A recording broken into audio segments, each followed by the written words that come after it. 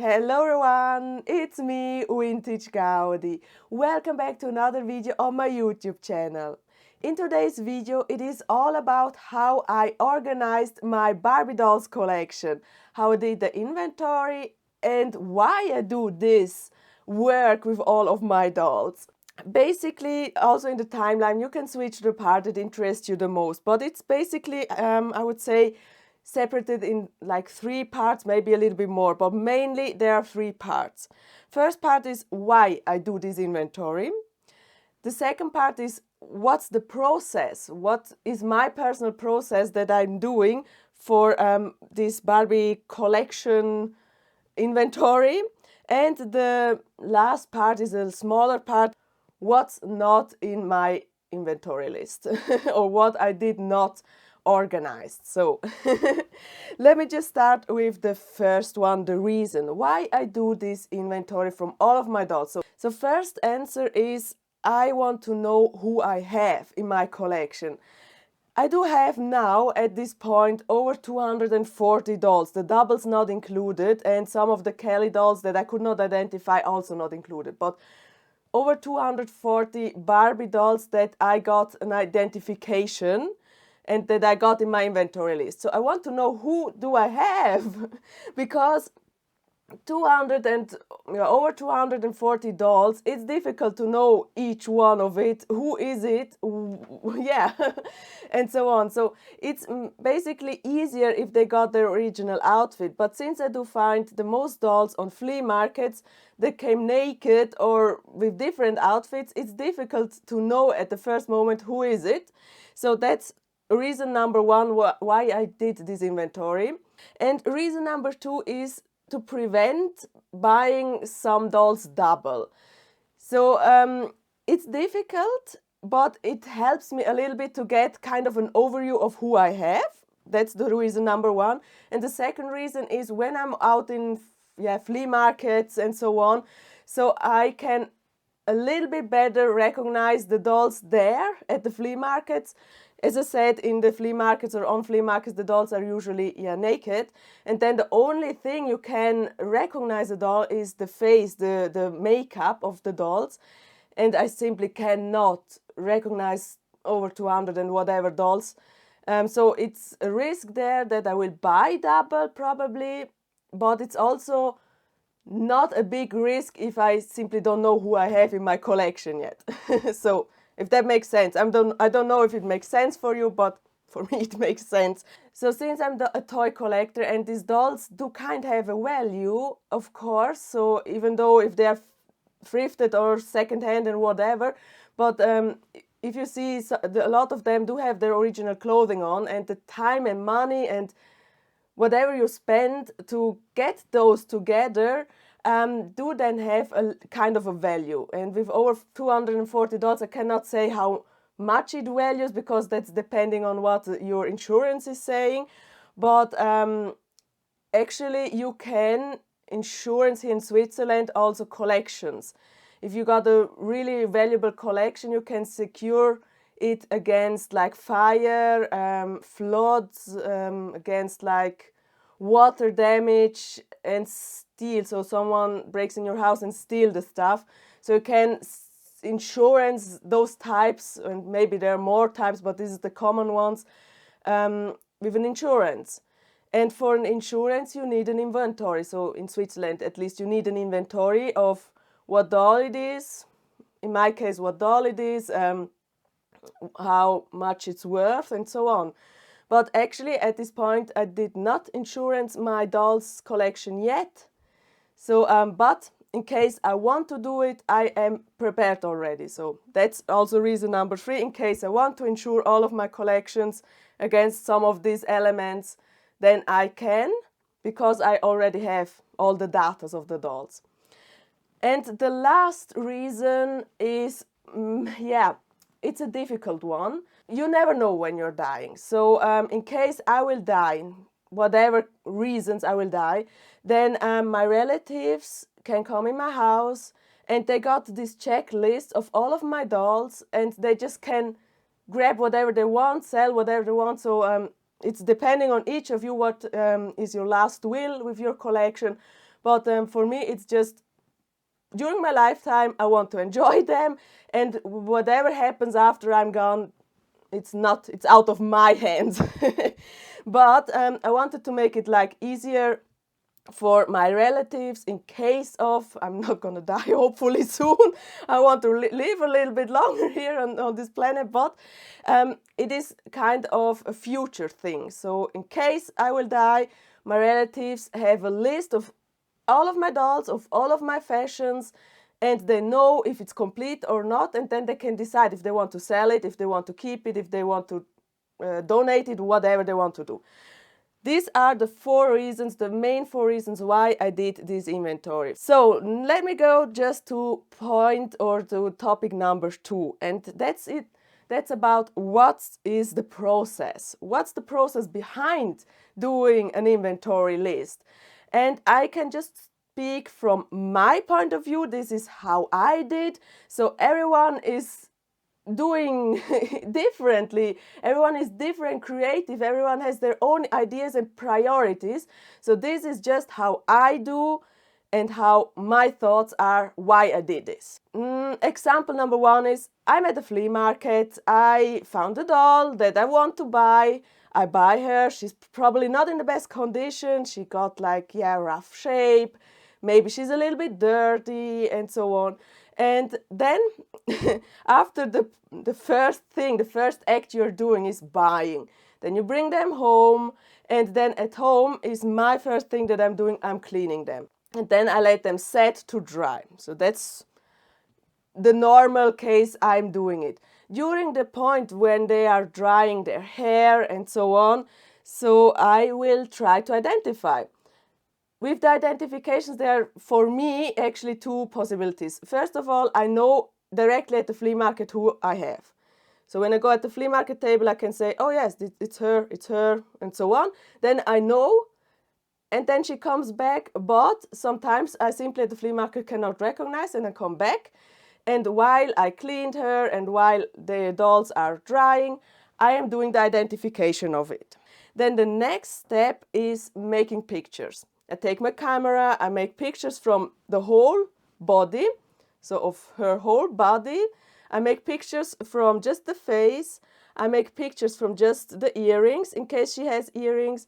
And I make just pictures from the ring, in case she has a ring. In this case, she does not have any ring, but if she would come with a ring, I will make a picture of the ring too. If she has some necklace on, of course, I will also do a separate picture just from the necklace. So all of these pictures help me then later in kind of my inventory. Then after I took the pictures, I import the pictures from my camera to my computer, and I created a template. So I can show you just the template that I created. Basically a Word file. This is just a paper that I created. So in here came all the photos that I made from the face, earring, body, whatever. Then I made some kind of datas like jaar, that means the year. What year is she? The name, what name is she? Is she complete or not? Yes or no? And if she's not complete, what's missing? So fehlende Figuren, accessories means like, is she missing some extras, some shoes? Is she missing her complete outfit and whatever? And on here, on this blank space, I will put some pictures that I found online where it shows what was all included with this doll. So that is my template where all of my dolls that I take in my inventory list first go through this process. For me, my priority was to have pictures of the dolls, to know what year it is, to know what name it is, and to know if she's complete or not and what is missing. I have here a bundle of the dolls of different decades. So I made each decade kind of a separate data or a separate file in this case. I do have 60s, 70s, 80s, 90s, 2000s, 2010s, 2020s dolls that I made this data or this file actually. But I also did this table of content where you can see 60s dolls, who do I have from the 60s, 70s, who do I have from the 70s, 80s and 90s and so on. And with the matching page. So when I'm searching for magical Barbie, for example, I can see, oh, she's on page 13, then I will go to page 13, and then I got all the details that I'm needing from her, for example. So that's with the case with all of my dolls. That's so far from my list. I would say this is my inventory list. So I print this out every time something changes, because it's just the overview, but I don't print all the sites out because it's just too much and it's unnecessary to print all the pages, because I do have it on my computer. But this list I want to have physical in my hands, because when I'm going to through my collection, let me just take as an example. Let me just take her. When I go through my collection, in case I don't know who she is, I can switch her, and she got her identification number over here. So she's from the 2000s, the number 3. And if I go to my inventory list, I can go to the 2000s. It's up here. Here are beginning the 2000s. She's 2000.3, Palm Beach Barbie Mitch. And she will be on page 120, and I got her informations that I'm needing. Far from the theory, but now we are going to the practice. Just starting with Ken. With Ellen, sorry. So from the 60s, I do only have one doll, that's Ellen. He's on page 9. I printed for you page 9, but just imagine I would scroll to page 9. Here you can see I'm on page 9. This is Ellen. In this file, I only do have the photo of it, of the doll. I do have over here the title. This title is with a special programming, so it's in Word. The Word, you know, Word, Excel, PowerPoint, whatever. So I work with Word, and I made this special title, and with this special title, it gives me automatically this list. So, and then it also updates this list automatically if I would change something in the title here. So far from that. So the dolls got a title. This is the first number is from what year they are. So 60s, 70s, 80s, 90s, 2000s, etc. So every decade. This is the 60s, and everything after the point, like this one here, point 1, is a number that continues randomly. So in this case, Ellen is the first one, so he's point number 1. Ellen, so the name of it and the year, from what year he is. A picture, so I can remember him probably. And then I made here a link. Link to Datenblatt is like link to the file. And then here is the link. On my computer, I will click on this link, and I will get to the CV of Ellen. I call it CV, but it's kind of an information sheet, or however you want to call it. But this is a separate data, a separate file that I created. This is basically this piece here, this template. So the link, when I'm clicking on here, and I'm on my computer, I'm clicking on this one, I go directly to the template, and I filled in the template already, so this is what I got. I come directly to kind of the CV from Ellen, and here I got all the information that I need. I got the photo from his whole body, I got the photo from his face. I know the year, he's from 1963, the name is Ellen. Is he complete or not? So 9 means no, he's not complete. Then what's missing? So he's missing the stand. You can see here the stand, and he's missing a booklet. And if you want to be more detailed, then he's also missing his original packaging. But since I got my doll secondhand and not in package, it's not the important thing to note if he's in package or not, because then I would say none of my dolls is complete. Otherwise, he's complete. He got his shirt on, he got his shorts, he got his flip-flops, but missing those pieces, actually. And you have seen on the template, here was the blank space. And now I filled in a picture that I found online where it shows how this Ellen doll came. So this helps me to know what is missing. So I'm super glad if I find online photos from the dolls that are just still in package but out of the package, so I can see what else little things are hidden on the side that you can probably not see when they are in packaging. So I love when I found them kind of out of box, so I can write here detailed what is missing. So this is an example from the 60s, and this number 60.1 is actually the identification number that Alan has. So when I take my Alan doll and I switch to his back, he got the sticker with the number on it, 60.1. So when I go through the collections of my dolls and I take out Alan and want to know who he is, then I look on the back, go to my inventory list, check it, 60.1 Alan. That I'm doing online. So I scroll to page number 9, oh, Alan, and then I click on the link, on the hyperlink, and I got all the information that I'm needing. So that's so far basically it, how I'm doing it, how I create this inventory list for my dolls. I hope it's not too complicated, but I want to show you with each decade of a doll the same principle. So for example, I take her, she's in my collection, I don't know, I actually cannot tell who she is. Yeah, this beautiful face, but who is she? Then I take her out and flip it, and then I see she is from the 70s, the number 3. Then I take my list, go to the 70s, where are the 70s, number 3. Oh, she's Barbie Acapulco, disco, jogging. So she is, yeah, basically one of these 3 types, because all of these 3 types do have like the same face or same makeup from the 1978 till 1989. She's on page 11. I would scroll on my PC, on my laptop to page 11. Here's page 11. And then I would see, oh, 70.3, that's the number of her on her back. Barbie Acapulco Disco Jogging, that's the right title of it. And then I got the link, the hyperlink that I created. I click on it and I go directly to her kind of CV and to her information sheet. And then I can see on just one page who she is, from what year she is, who she is. So like she can have the name Acapulco, beach, fun, jogging, disco.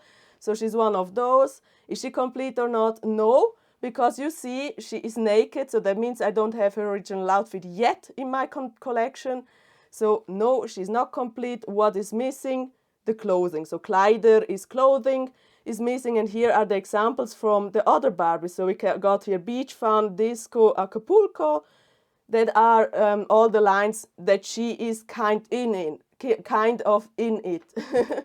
So this Barbie doll does not come to a specific type, so she is on one of those 3 versions.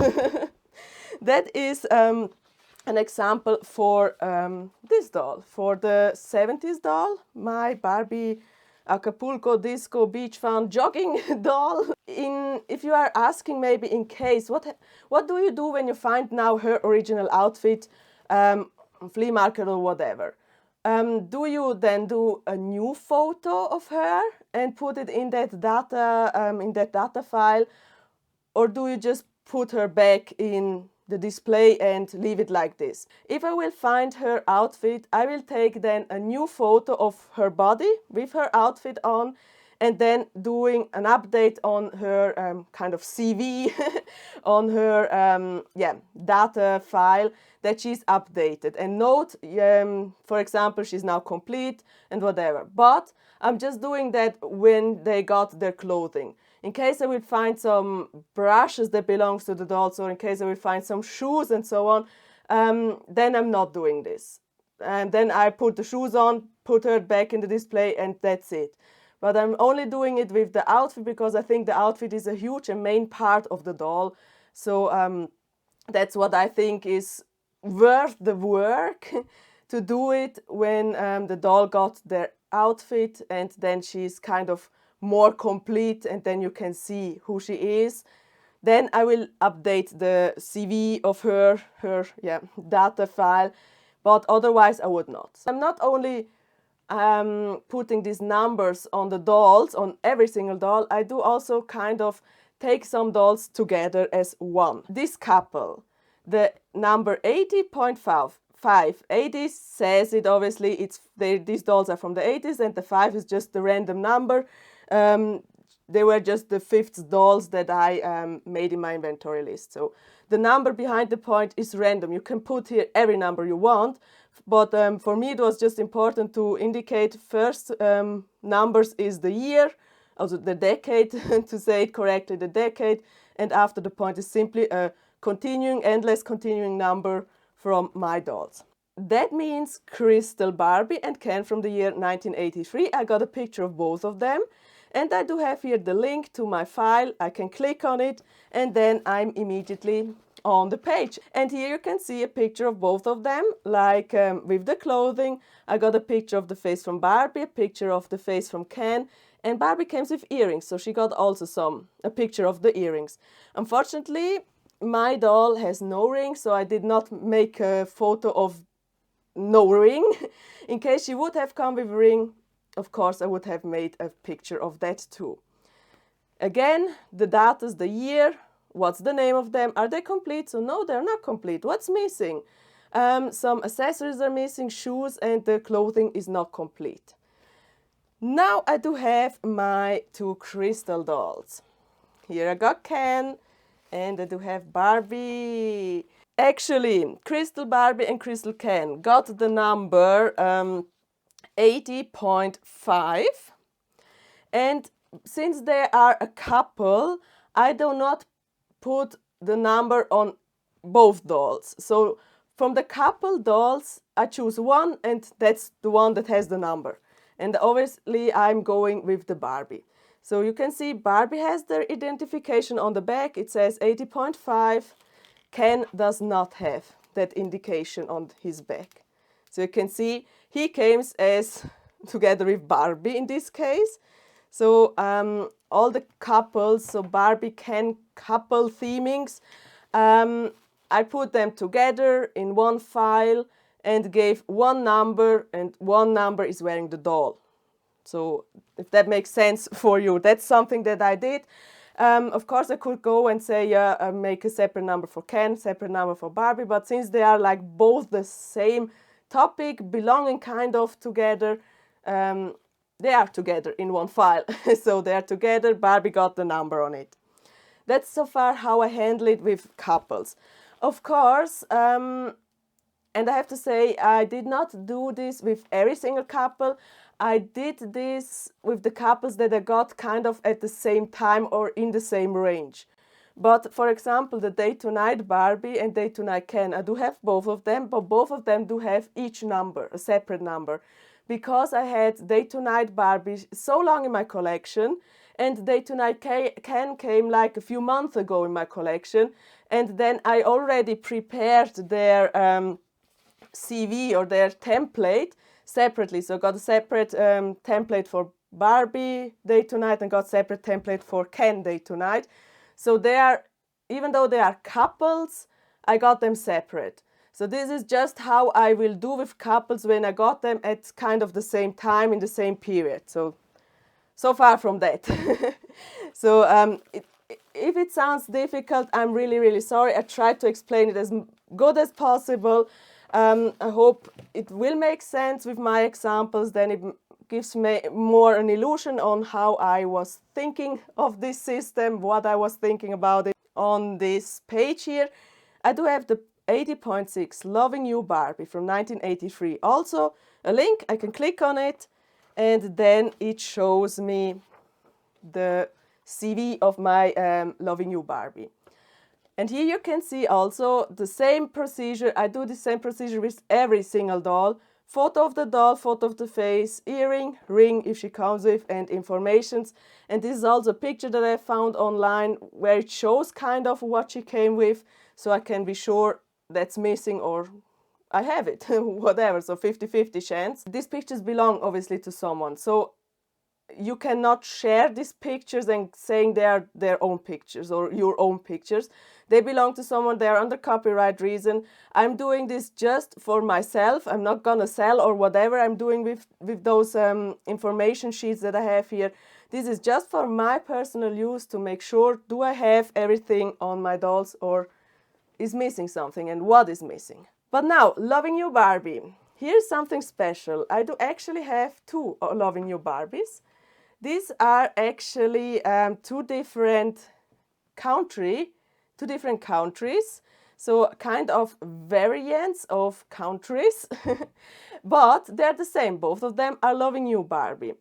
And to make it easier, I put the identification on only one of the dolls. And I think it is her. So she got the notification on it, the ID, the number, she's 80.6, and she does not have this information. So whenever I do have doubles of dolls that I want to keep in my collection, then it's just one chosen doll that has their note on it. So in this case, it's her. She's the chosen one who has the identification number on her back. An example from the 90s, actually, 1936 babysitter Skipper, 1994 she's. So this case, the Skipper came with extra dolls, or babies in this case, and I do also take those babies as part of her CV, so they belong to her, so they are obviously part. Here is the link, I click on it, and then I got to the CV of Skipper and her babies. Again, you can see the whole photo of all of it, the face from Skipper as also the face from the babies. So I do then also a picture of the faces of them. Again, all the information, so she's not complete, she's missing one blonde baby and the accessories. And also here, these are not my pictures, but these pictures help me to be sure what I'm missing. So, and here is a new inbox picture that shows, oh, here's a blonde baby that is missing. This is kind of version number 3, version number 1, couples, doubles, version number 3, the dolls came with other dolls. Or maybe animals, with the animals, then I would do the same, but with other dolls is an example here from Skipper. They all would get a personal photo of their faces, and if there is the third one, also of that one. And the number of identification is obviously on Skipper, so she is the number 1936 in my list, the babysitter Skipper from 1994. The 2000s, point 3, Palm Beach, Barbie Mitch, 2001 is she actually.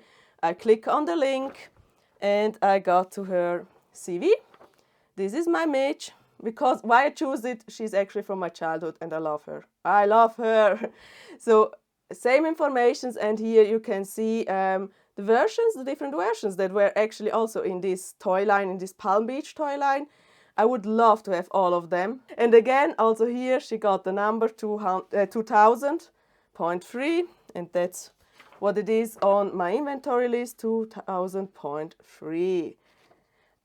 By the way, if you're wondering what I use to stick on their back, so this is actually a sticking paper. So you can print on this paper and then you can take away or cut it out on the shape you want, take away, and then take away the separate paper, and then it sticks. So it's like a sticker basically, so it's sticker paper or something like that.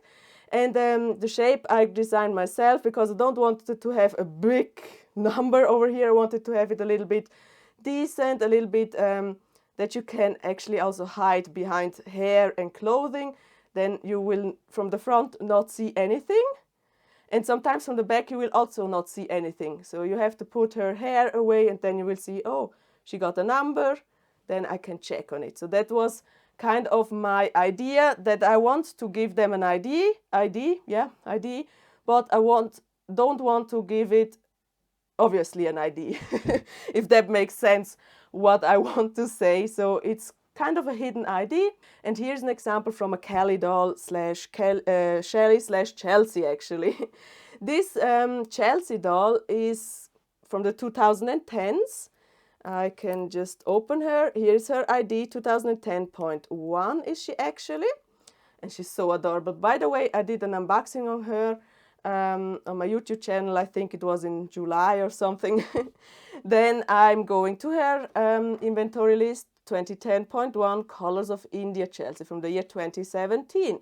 I can click on the link, click, and I got her CV. And that's her.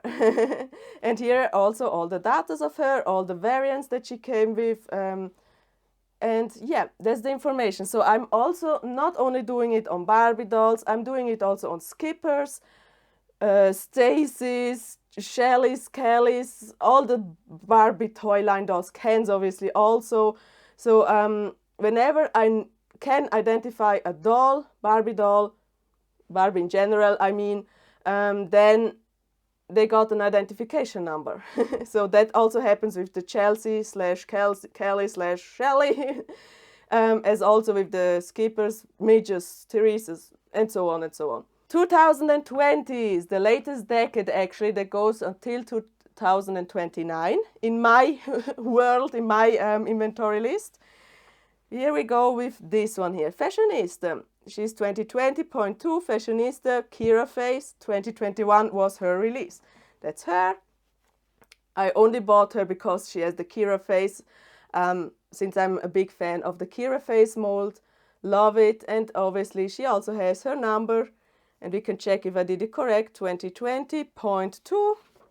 We're gonna check it. Yeah, 2020.2 Fashionistas Kira.